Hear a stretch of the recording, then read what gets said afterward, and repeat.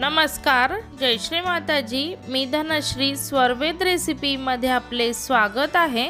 आज मी तुम्हाला पारंपरिक पद्धतीने बनवल्या जाणाऱ्या बाजरीच्या खारोड्या बनवून दाखवणार आहे। उन्हाळ्यात दुपारच्या वेळेला अशा बाजरीच्या खारोड्या शेंगदाणे आणि कैरी खायला एकदम भारी लागते।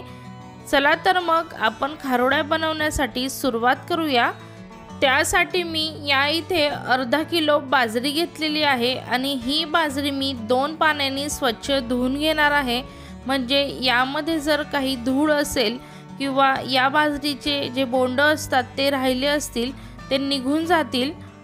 तुम्ही बघू शकता धुतल्यानंतर वरती अशा प्रकारे बोंड आलेले आहेत, ते पूर्ण निघून जातात।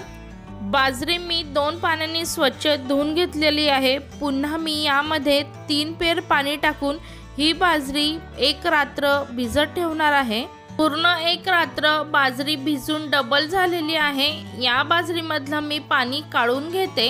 त्यासाठी मी अशा प्रकारे गाळणी घेतलेली आहे। यामध्ये मी बाजरी टाकून घेते आणि 10 मिनिटं मी ही बाजरी अशीच ठेवणार आहे, म्हणजेच यामधलं सर्व पाणी निघून जाईल। 10 मिनिटं झाले आहेत, बाजरीतलं सर्व पाणी निघालेलं आहे। ही बाजरी मी या सुती कपड्यावर टाकून घेते आणि पूर्ण बाजरी पसरवून घेते। ही बाजरी मी सावलीमध्ये 1 दिवस वाळवून घेणार आहे।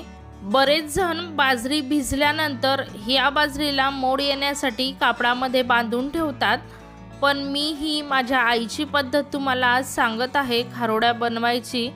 सर्व बाजरी मी पसरवून घेतलेली आहे। आता मी ही वाळवून घेते। पूर्ण 1 दिवस बाजरी छान अशी वाळली आहे। ही बाजरी मी गिरणीमधनं जाडसर अशी दळून आणते किंवा तुम्ही घरी मिक्सरमध्ये देखील ही बाजरी दळू शकता। बाजरी मी जाडसर दळून घेतलेली आहे। तुम्ही पाहू शकता अगदी बारीक अशी बाजरी दळायची नाही, अशी जरा जाडसरच ही बाजरी ठेवायची आहे।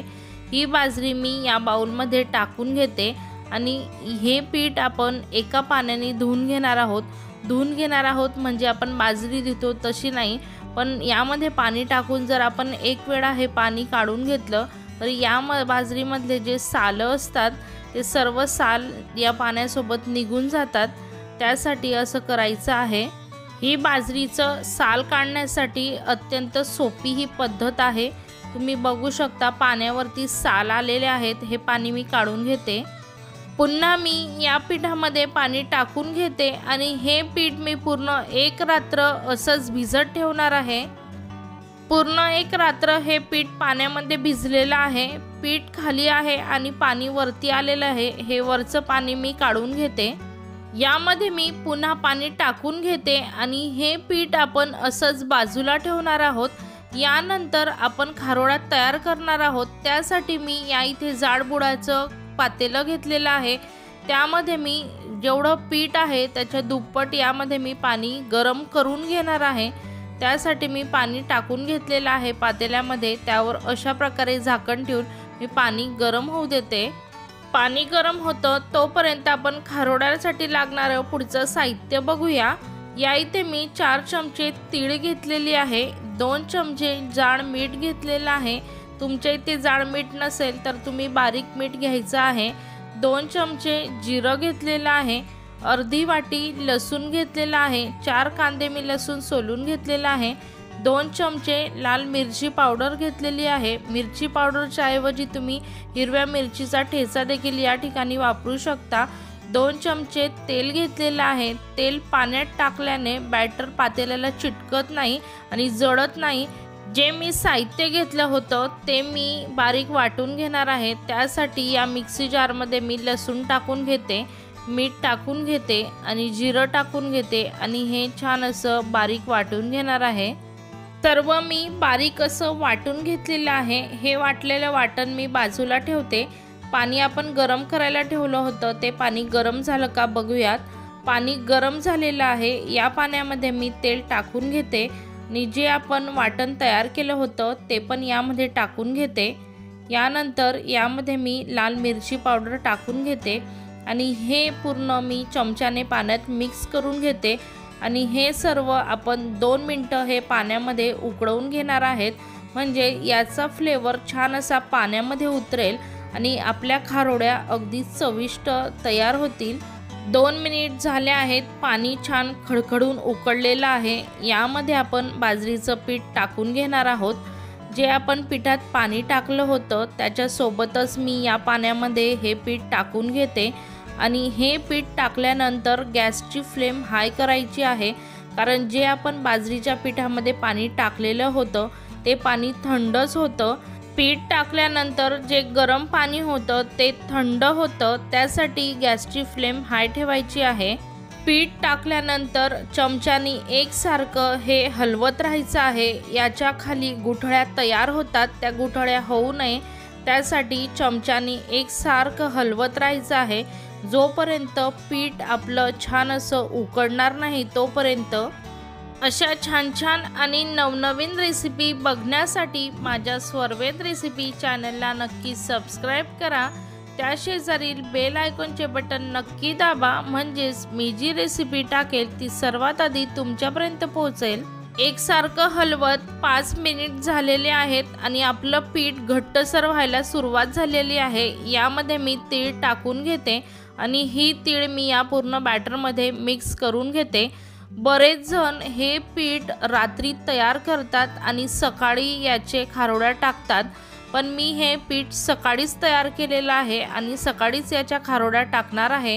हे पीठ मी घट्ट होत नाही तोपर्यंत शिजवून घेणार आहे। 15 मिनिटांनी मी तुम्हाला दाखवणार आहे की हे पीठ किती शिजलं ते। 5 मिनिट झालेले आहेत। पीठ छान घट्ट व्हायला सुरुवात झालेली आहे। अगदी मस्त असं आपलं पीठ शिजत आहे, कारण मी या पातेल्याच्या खाली तवा ठेवलेला आहे। तवा ठेवल्याने पातेल्याला हे पीठ अजिबात चिकटत नाही आणि मस्त असं मीडियम फ्लेमवर हे पीठ छान असं शिजलं जातं। 15 मिनिट झालेले आहेत। पीठ शिजलेलं आहे। पीठ शिजलं कसं ओळखायचं, असं एका बाउलमध्ये पाणी घ्यायचं आणि त्यामध्ये अशा प्रकारे पीठ टाकायचं आहे आणि जर ते पीठ पाण्यामध्ये टाकता बरोबर विरघळलं नाही, एका जागीच जर राहिलं तर समजायचं आपलं पीठ शिजून छान तयार झालेलं आहे। आपलं पीठ छान असं शिजून तयार झालेलं आहे। मी गॅस बंद करते आणि हे पीठ आपल्याला पूर्ण थंड होऊ द्यायचं आहे। पीठ मी थंड होण्यासाठी अशा प्रकारे एका परातीमध्ये हे पीठ टाकून घेते आणि मोठा फॅन करून हे पीठ मी थंड करून घेणार आहे। सर्व पीठ मी फॅन खाली थंड करून घेतलेलं आहे। थोडं बॅटर घेऊन मी या इथे न भाजलेल्या शेंगदाण्यांचा त्यामध्ये अर्धी वाटी कूट टाकलेला आहे आणि हे सर्व मी बॅटरमध्ये मिक्स करून घेते आणि याचे मी बाजरीच्या खारोड्या टाकून घेणार आहे। म्हणजेच आपल्याला सांडगे जसे आपण टाकतो रेग्युलर डाळीचे, तसे मी याचे सांडगे टाकून घेते, म्हणजेच खारोड्या। या खारोड्या मी एका मोठ्या ट्रेमध्ये टाकून घेणार आहे। तुम्ही ताटामध्ये टाकल्या तरी चालतील किंवा जाड मोठ्या प्लास्टिकच्या बॅगवर टाका। बरेच जण या पिठामध्ये अख्खे शेंगदाणे टाकतात, पण काय होतं आपण या खारोड्या वर्षभर ठेवतो, त्यामुळे त्यांना किडे लागायची जास्त शक्यता असते किंवा ते चवीला खवट देखील होतात। त्यासाठी यामध्ये तुम्ही टाकू नका। जेव्हा तुम्ही खायला घ्याल तेव्हा त्याच्याबरोबर शेंगदाणे घ्या आणि मग खा, म्हणजेच या खारोड्या अगदी चवीला छान लागतात। मी सर्व बॅटरच्या अशा प्रकारे खारोड्या टाकून घेते। सर्व खारोड्या मी टाकून घेतलेल्या आहे। या खारोड्या मी 2 दिवस कडकडीत उन्हामध्ये वाळवून घेणार आहे। 2 दिवस खारोड्या मी कडकडीत उन्हामध्ये छान वाळवून घेतलेल्या आहे। तुम्ही बघू शकता अगदी खुसखुशीत अशा आपल्या खारोड्या तयार झालेल्या आहे। तुम्हाला मी तोडून दाखवते। मस्त अशा हलक्या फुलक्या आणि आतून पोकळ अशा खारोड्या तयार झालेल्या आहे। तुम्ही पण या खारोड्या नक्की तयार करून बघा। मी सांगितलेल्या प्रमाणाने अगदी अप्रतिम अशा चवीला या खारोड्या तयार होतात। तुमच्या कशा झाल्या मला कमेंट करून नक्की कळवा। या खारोड्या तळल्यानंतर पण छान लागतात, पण कच्च्या पण अशा मस्त लागतात। मस्त अशा शेंगदाण्यांसोबत आणि कैरीसोबत उन्हाळ्यात दुपारी मस्त असा भन्नाट असा बेत होतो। मी तयार केलेल्या खारोड्या तुम्हाला आवडल्या असतील तर नक्की लाईक करा, माझ्या रेसिपी भरपूर शेअर करा। तुम्ही माझा आजचा व्हिडिओ बघितल्याबद्दल धन्यवाद। अशाच आपण एका पुढच्या छानशा रेसिपीला भेटणार आहोत। तोपर्यंत बाय बाय, जय श्री माताजी।